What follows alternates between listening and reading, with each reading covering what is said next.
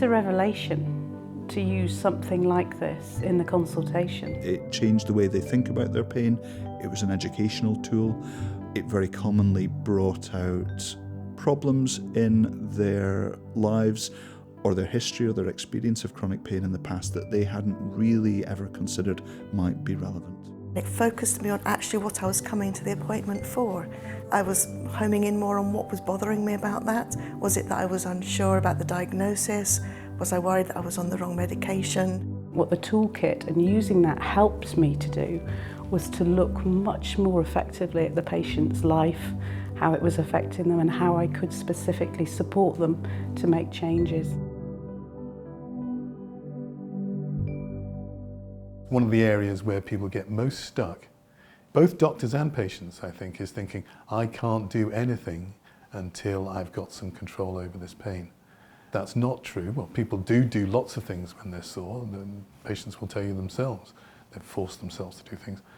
We're not suggesting that people grit their teeth and get on with it, but there are ways that people can be helped to do more despite not getting any more help with their pain. We're very familiar with the medical model. It's very easy to write a prescription. It's very easy to increase medication. But actually, what the toolkit enables you to do is to look at the whole patient and all the different aspects of their pain management and control, and actually focus on the thing that really matters to the patient.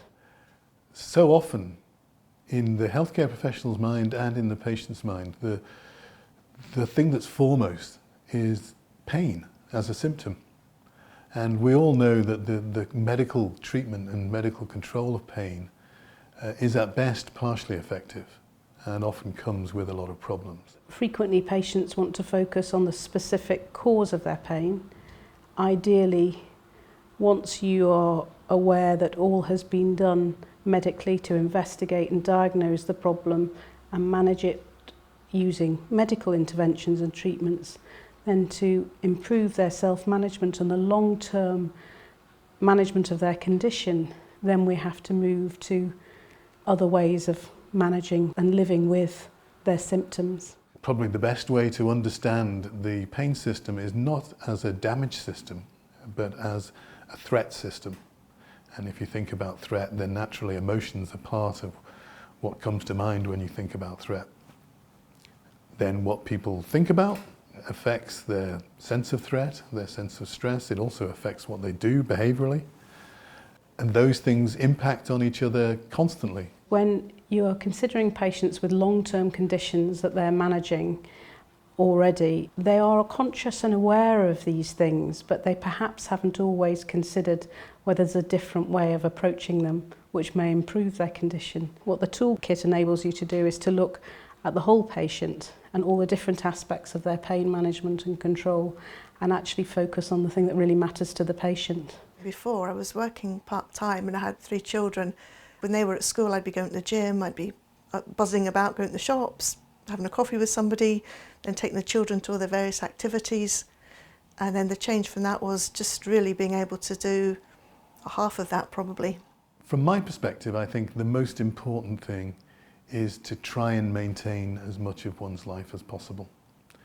And I know that's difficult, and I know that sounds glib, but I think that's the key thing. So I think understanding what's going on, understanding how the pain system works, that helps people to understand how they need to go about managing their activity on a day-to-day basis, that having wildly fluctuating activity levels is not a good thing. It tends to make people worse, it tends to make things more difficult for people, and it tends to make the pain system more sensitive as well. In the self-management option, and choose an activity you'd like to do, and it's saying, you know, it's up to you. It could be watching the TV or reading a book. That was quite interesting, and I feel like what I'm trying to do now is if I'm going home from work and I'm shattered and there's something on the telly, you know, I'll curl up with the dog and think, you know, well, try and enjoy something while you're here. You're not being lazy, you have to do this, so at least try and make it as pleasant as you can.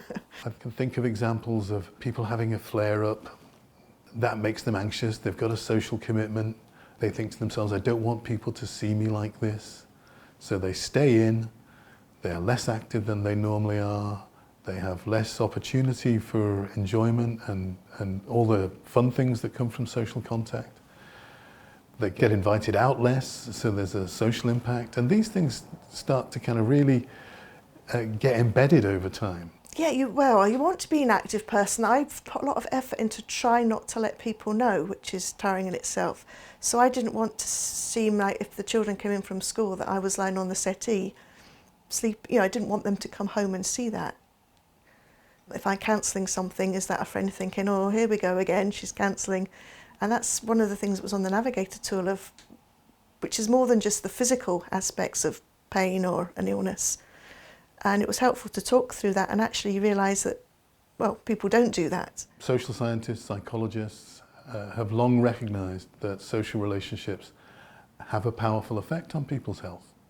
Staying involved, staying connected, helps people get through a lot of their problems in a way that medicine never touches. So I think it really is a crucial part of healthcare. We should be encouraging people to maintain their social ties, to maintain their interests, to keep meeting people. Otherwise, loneliness, despair, distress, they tend to follow us as people's lives get narrower and narrower.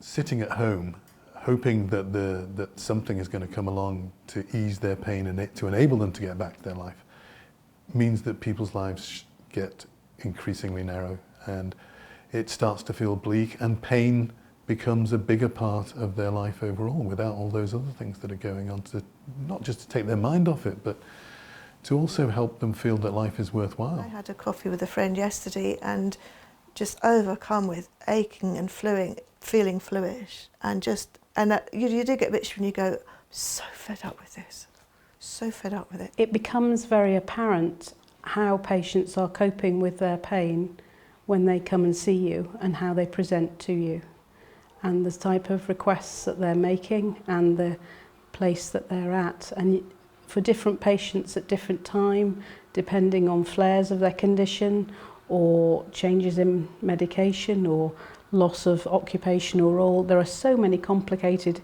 interplaying factors. How they're thinking is exceptionally important to supporting them in self-managing. Well, one thing that came out of it was looking at what point how much I do triggers the fatigue or the pain, and being aware on a daily basis where I've reached that. I find a tendency that a day that I'll feel fine, I'm almost so optimistic that that's me cured, and and I feel great today and I'll do everything. And it was a big discussion about not doing that, about that's burnout then for the next day. And I think that's why this is quite helpful, because it's a constant reminder there. I looked through it today and I've actually got things written down about take note of what you've done the day before you have a bit of a crash. So I'm telling myself to do these things.